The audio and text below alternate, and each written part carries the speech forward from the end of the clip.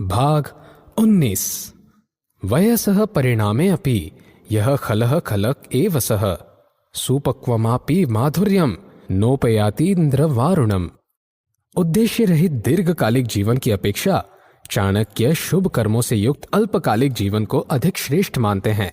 वे कहते हैं कि अनेक दुखों तथा पापों से युक्त दीर्घ जीवन अत्यंत कष्टदायक होता है। ऐसे जीवन का मनुष्य के लिए कोई महत्व नहीं है। इसके विपरीत यदि मनुष्य का जीवन सत्कर्मों से युक्त हो, वह अल्प होने पर भी परम सुखदायक होता है। इसलिए मनुष्य की आयु कितनी भी हो, उसे सदैव सत्कर्म करना चाहिए। इसी में उसका कल्याण निहित है। गते शोको न कर्तव्यो भविष्यम नैव चिंतयेत वर्तमानेन कालेन प्रवर्तन्ते विचक्षणाः। उपरोक्त श्लोक द्वारा पिछली बातों को याद करके बार बार दुखी होने या निराशा प्रकट करने वाले मनुष्य को परामर्श देते हुए चाणक्य कहते हैं कि बीता हुआ समय लौट कर नहीं आता, उसमें घटित घटनाओं को बदला नहीं जा सकता, इसलिए उसे बार बार याद करने से कोई लाभ नहीं होता। अतः मनुष्य को उसे भूल जाना चाहिए। इसी प्रकार भविष्य में क्या घटित होने वाला है, मनुष्य इससे भी पूर्णतः अनभिज्ञ होता है, इसलिए उसका चिंतन भी व्यर्थ है। मनुष्य को केवल अपने वर्तमान पर ध्यान केंद्रित करना चाहिए। यदि वह वर्तमान को सुधार लेगा तो उसका भविष्य अपने आप ही उज्जवल हो जाएगा। स्वभावेन हि तुष्यन्ति देवा सत्पुरुषः पिता ज्ञातः स्वन्नपानाभ्यम वाक्यदानेन पंडिताः। सद्व्यवहार और उत्तम स्वभाव का महत्व बताते हुए चाणक्य कहते हैं कि मनुष्य बिना अधिक परिश्रम किए केवल अच्छे आचरण और स्वभाव द्वारा ही विद्वान व्यक्ति, सज्जन पुरुष और पिता को संतुष्ट कर सकता है। इसी प्रकार मृदुवाणी द्वारा मित्रों, बंधु बांधवों तथा पंडितों को प्रसन्न करके संतुष्ट करें। अर्थात श्रेष्ठ स्वभाव तथा मृदुवाणी से युक्त मनुष्य के लिए कुछ भी असंभव नहीं होता। अहो बत विचित्राणि चरितानि महात्मनाम लक्ष्मीं तृणाय मन्यन्ते तद्भारेण नमन्ति च। चाणक्य ने स्नेह को समस्त दुखों की जड़ माना है। इस विचार को वे उपर्युक्त श्लोक द्वारा स्पष्ट करते हुए कहते हैं कि मनुष्य जिसके साथ भी स्नेह से बन जाता है, उसका जीवन उसी के अनुरूप चलने लगता है। जब वह व्यक्ति दुखी होता है तो उसे देखकर स्नेह बंधन में बंधा मनुष्य भी दुखी हो जाता है। इसी प्रकार वह उसके सुखों में भी अपना सुख तथा उसके भय में अपना भय देखता है। यही स्नेह जीवात्मा को बार बार जीवन मृत्यु के चक्र की ओर धकेलता है। इसके विपरीत स्नेह से रहित मनुष्य के लिए सभी एक समान होते हैं। उसे न तो किसी के दुखी होने से दुख होता है और न ही किसी के सुखी होने से सुख। वह हृदय में सभी के लिए एक ही भाव रखता है। इसलिए विद्वान मनुष्य को अत्यधिक स्नेह का परित्याग करके सुखमय जीवन व्यतीत करना चाहिए। अनागति विधाता च प्रत्युत्पन्नम तितस्तथा द्वावेतौ सुखमेधते यद भविष्य विनश्यति। केवल भाग्य के सहारे जीवन यापन करने वाले मनुष्य अपने बहुमूल्य जीवन को व्यर्थ ही नष्ट कर लेते हैं, लेकिन जो मनुष्य पुरुषार्थ द्वारा संकट की स्थिति से पूर्व अपना बचाव कर लेते हैं तथा जो विपरीत परिस्थितियों से भी जुड़े रहते हैं, वे सदैव सुखमय जीवन व्यतीत करते हैं।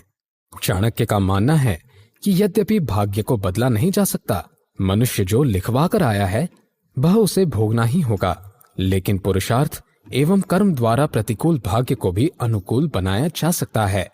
इसलिए मनुष्य को पुरुषार्थ से पीछे नहीं हटना चाहिए। राधनी धर्मिणी धर्मिष्ठः पापे पापः समे समः राजान मनवृतन्ते यथा राजा तथा प्रजा। जिस राज्य का राजा धार्मिक और गुणी होगा, वहां की प्रजा भी धार्मिक और गुणी होगी, और यदि राजा पापी होगा तो प्रजा भी वैसे ही आचरण करेगी, क्योंकि प्रजा राजा का ही अनुसरण करती है। तभी तो कहा गया है यथा राजा तथा प्रजा। जीवंतम मृतवन मन्ये देहिनम धर्मवर्जितम मृतो धर्मेण संयुक्तो दीर्घजीवी न संशयः।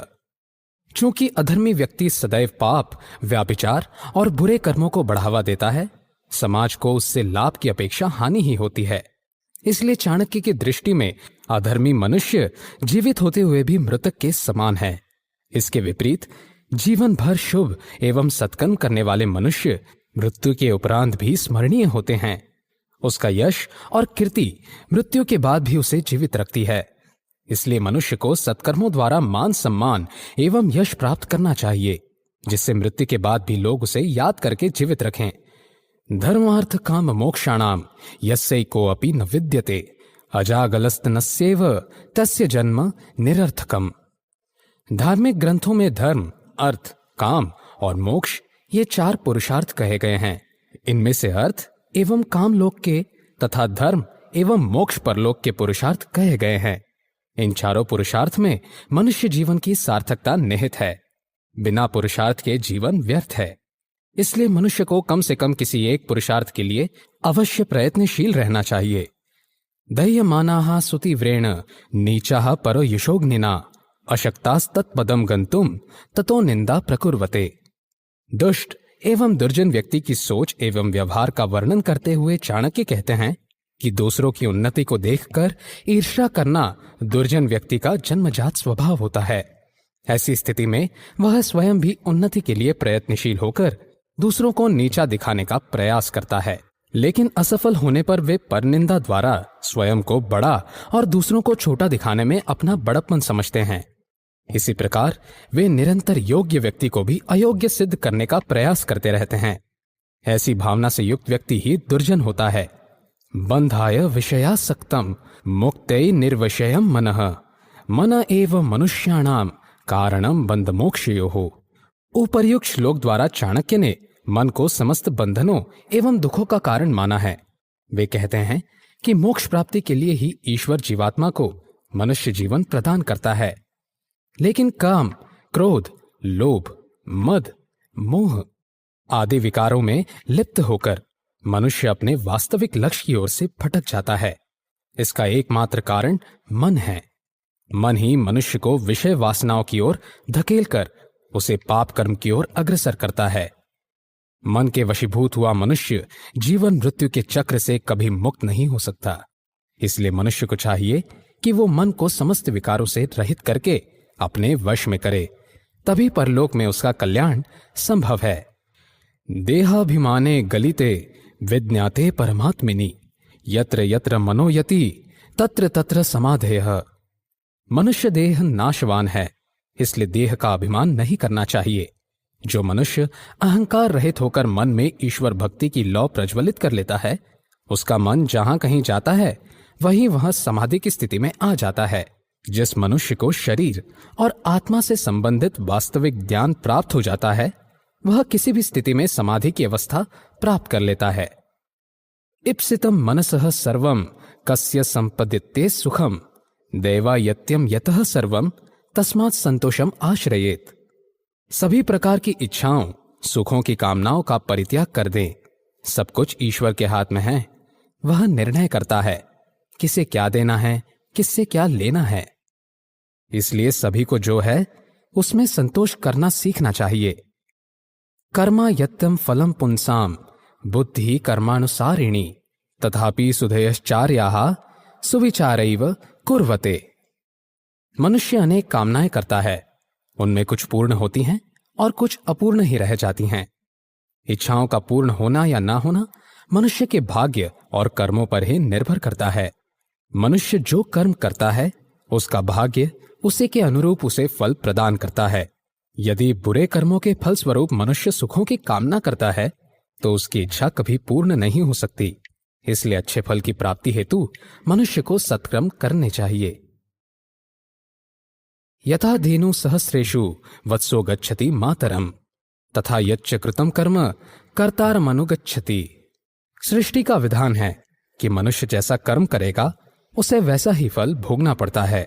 जिस प्रकार बछड़ा सहस्रों गौओं के बीच भी अपनी माता को पहचान लेता है, उसी प्रकार कर्म भी अपने कर्ता को ढूंढ लेते हैं। वस्तुतः मनुष्य का कर्म फल उसके कर्मों के साथ ही बंधा होता है। इसलिए सदैव सत्कर्म करें जिससे श्रेष्ठ फल प्राप्त हो सके। अनवस्थित कार्यस्य न जनेन वने सुखम जने दहति संसर्गो वने संग विवर्जिनम।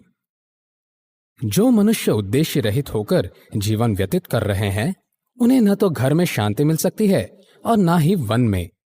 ऐसे मनुष्य का जीवन बोझ के समान है। जिनसे किसी को लाभ नहीं होता। इसलिए जीवन में उद्देश्य का होना अत्यंत आवश्यक है। जो मनुष्य जीवन का उद्देश्य निर्धारित कर लेते हैं, उनके जीवन में कभी भटकाव नहीं आता। यथा खात्वा खनित्रेण भूतले वारी विंदति तथा गुरुगताम विद्याम शुश्रूषुरधि गच्छति। इस श्लोक में चाणक्य समर्पण की महत्ता को स्पष्ट कर रहे हैं। वे कहते हैं कि पूर्ण समर्पण द्वारा किया गया कोई भी कार्य निष्फल नहीं जाता। जिस प्रकार खुदाई करने वाला मनुष्य फावड़े द्वारा अथक परिश्रम करके पृथ्वी के गर्भ में संचित जल प्राप्त करता है, उसी प्रकार विद्यार्थी को भी सेवा द्वारा गुरु के पास संचित ज्ञान को अर्जित करना चाहिए। एकाक्षर प्रदातारम यो गुरुम नाभिवंदति श्वानयो निशितम भुक्त्वा चांडालेष्वभिजायते। वेदों एवं पुराणों में ओम को एक अक्षर बीज मंत्र कहा गया है। उसी के महत्व को चाणक्य ने उपर्युक्त श्लोक द्वारा व्यक्त किया है। वे कहते हैं कि बीज मंत्र ओम के उच्चारण द्वारा मनुष्य को ब्रह्म से संबंधित तत्व ज्ञान सहज ही प्राप्त हो जाता है। तत्व ज्ञान का उपदेश देने वाला व्यक्ति समाज को सही दिशा प्रदान करता है। ऐसे गुरु की सदा वंदना करनी चाहिए। लेकिन जो उनका तिरस्कार करता है, वह मनुष्य कुत्ते की योनि में अनेक कष्ट भोगने के बाद चांडाल योनि में उत्पन्न होता है। युगान्ते प्रचलते मेरुः कल्पान्ते सप्तसागराः साधवः प्रतिपन्नार्थान न चलन्ति कदाचन। चाणक्य यह स्वीकारते हैं कि युग के अंत में सुमेरु पर्वत अपना स्थान छोड़ देगा। सातों समुद्र अपनी मर्यादाएं तोड़कर संपूर्ण पृथ्वी को डुबा देंगे। लेकिन उनका यह विश्वास है कि ऐसी विकट स्थिति में भी महापुरुष एवं संतजन अपनी प्रतिज्ञा व संकल्प पर अडिग रहेंगे। ऐसे सज्जन पुरुष विश्वसनीय होते हैं। इन्हीं व्यक्तियों के कारण पृथ्वी अभी तक प्रलय से बची हुई है।